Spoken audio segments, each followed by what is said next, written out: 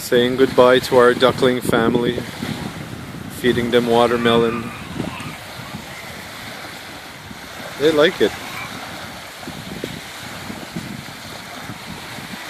Sure is a hell of a lot better than bread.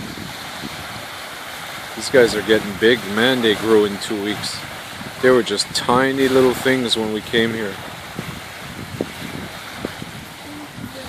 Andle's been taking care of his family all week. There's 1, 2, 3, 4, 5, 6. There was 12. The eagles got most of them. So that's the cycle of life down here. Half your babies survive, the other half get taken, and the other half the hunters get them.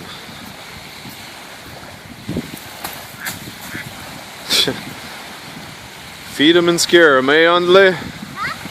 Feed them and scare them.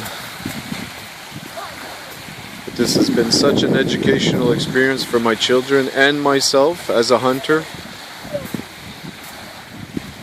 The struggles these animals go through just to survive. The beavers, the eagles, the crows, the ducks, the fox, everybody, the fish, us. Puts a lot of things in perspective. It's a beautiful, rough, cloudy day on Lake Ainsley, but to me, this is just as good as sunshine.